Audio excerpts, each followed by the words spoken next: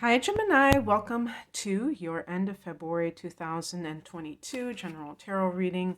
It's Rena here.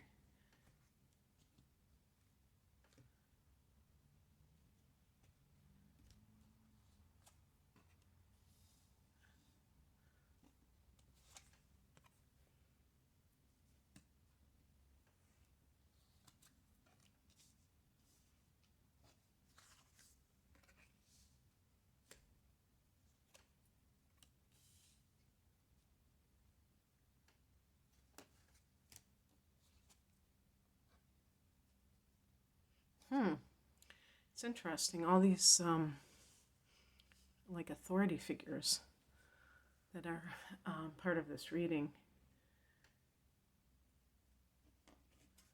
Well, I said all, but there's actually just two.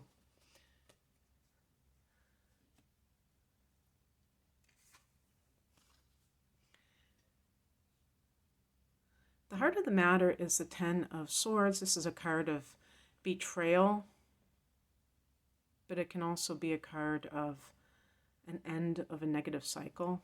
So it's whether or not the person is running it through their mind over and over again. Maybe it already happened. When I have these central themes, the thing has already occurred. Unless the person's fears are surrounding this, and they're afraid that this is going to happen, that this has happened to them, but they're still hoping that there is an alternative explanation. And so usually, when we're talking about this, there are two main areas of life where this occurs: in the workplace and in your love life. Although sometimes this can occur with family too, because actually, when we look at the past position, we have the King of Swords. So this could be a father energy, a stepfather, a male authority figure. And, something like this could be this feeling of such a person doing something that you didn't think that they would do. And for some reason, maybe this isn't, some kind of big stretch, but I was thinking of that what came into my mind was an inheritance, where if you had a father or father figure who passed and you opened up the will and you found out that you were put on a second tier, that there were two families. In one family, the children of the latest family got the most money, and so it made you feel like you were not as loved or something along those lines. And usually, and I just want to say, in those kinds of cases, it's not that at all. It's usually that the person that the deceased was married to had a lot of control over that person, and wanted their children to be first and foremost. So it's a lot of the suffering that we experience. Maybe all of it is what we tell ourselves about it, because we don't have to attach a story to it. We can just accept what happened, and and it's funny because this can be the end of suffering. So it's kind of like, okay, this person screwed me over again, but this is the last time that they'll ever be able to screw me, because they're no longer on this planet. I mean, that might be like grasping at straws, but it's something, right? But the same thing with a boss, and it can be that feeling of, they buttered me up, they sucked me in, and then they spit me back out. And the King of Swords, if this is a boss, they may have always kept you a little bit on edge because they're not very emotive. The King of Swords is very, very detached, but to the point of maybe coldness, or, not really giving much praise. because of that detachment, or in some cases that can be mind games too. Even in the upright position, I can think of somebody who doesn't really feel comfortable sharing their emotions, so they have this way about them that kind of creates a sense of unease among other people, because you never quite know where you stand. And you're swords, that's the thing about Gemini. You're, all the air signs are swords, so this other person could be an air sign as well. If not Gemini, then Aquarius or Libra. And they may be in that position of authority, but you have to have your own sense of authority. One of the things that a lot of people do is give away their power, and that's on them. That's a choice that people make. And it, for whatever reason. The higher message is the High Priestess. Now, what a stark contrast. I was just reading a book by David Icke, who is considered a conspiracy theorist, but this is a really great book, and I've had this book lying around for years. I've read a lot of his work, but this one came out in 2010 and is so relevant for today. And I just have read 3 pages of it, and I'm already like, whoa, this was meant for what we're experiencing right now. Because a lot of this thing of the thoughts, the mind versus consciousness, and this is consciousness. The High Priestess is consciousness. This is the mind. And the idea that if you are too enamored by the mind, then you are going to be sucked into lower nature, because that's what what we could call the matrix, the third dimensional prison, or whatever you want to call it. The illusory nature of this third dimension that is temporary. I mean, even if you think it's real, it still is temporary. So I've been getting a lot of swords, and I think part of the reason why, in some of the prior readings, I think that one of the reasons why is that there is a lot of conflict, because that's what the swords can represent.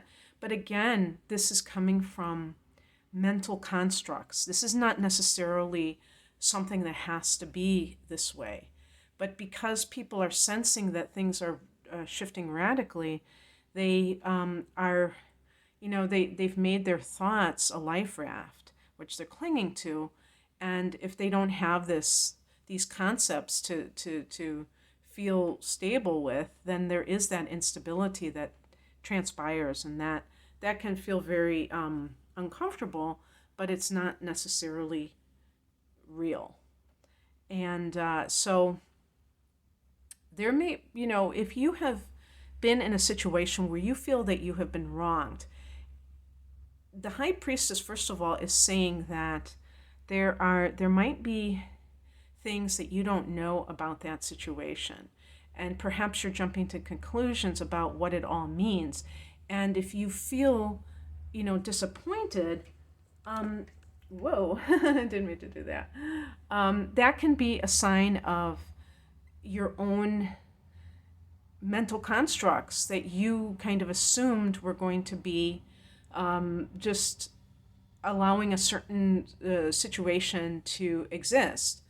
And you might assign the worst possible explanation for something that really isn't what it is. And sure enough, what we have here as the card that crosses you is the Ace of Swords. Now, in the more positive interpretation, which is in the upright, and when I have this card, it's not that I'm picking it reversed, but I'm reading the reversed interpretation.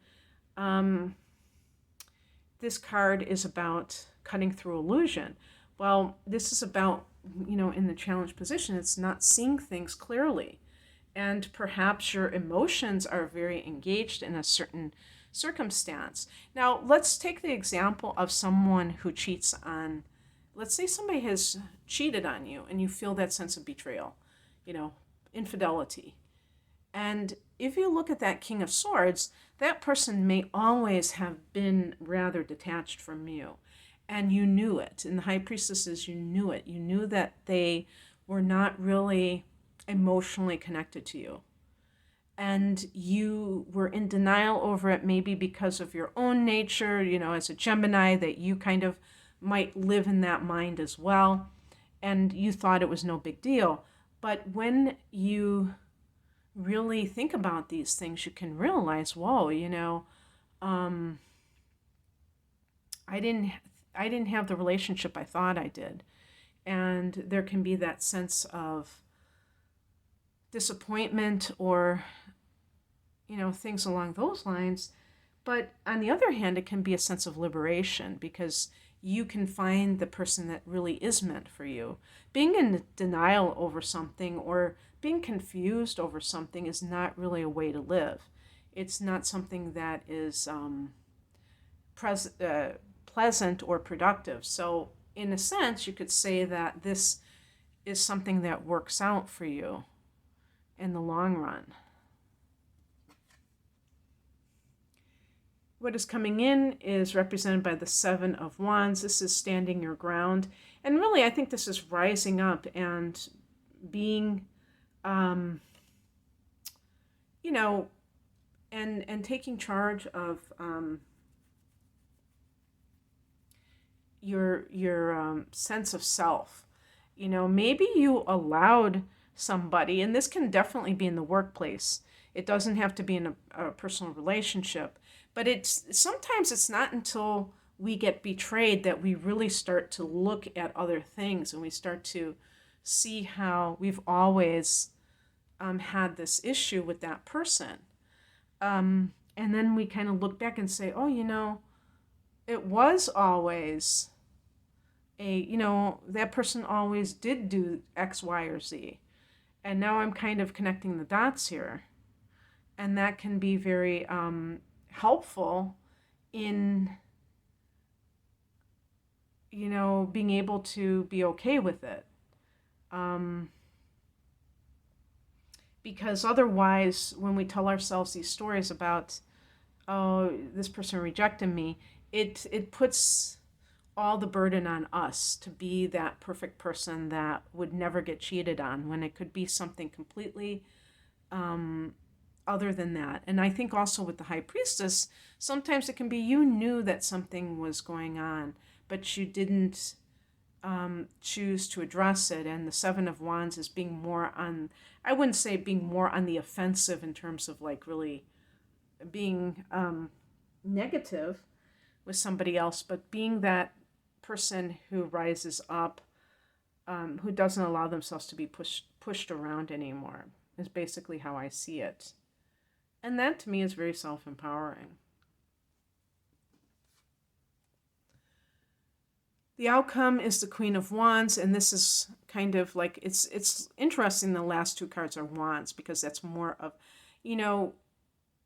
self-respect, confidence, having cheerfulness. Even if you've been going through some kind of a situation, you just have this sunny disposition represented by the sunflower, but you're taking charge of your own life.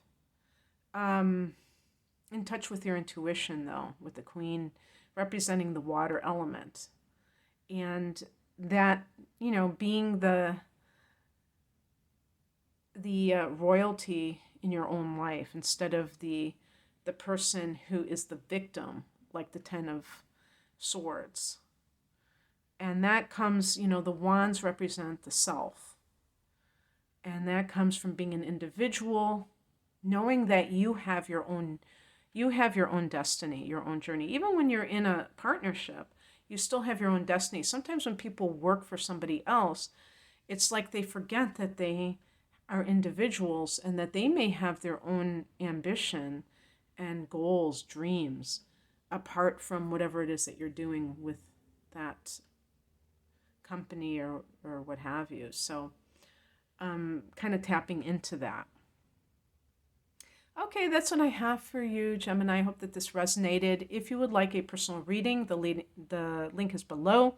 Take care. Bye.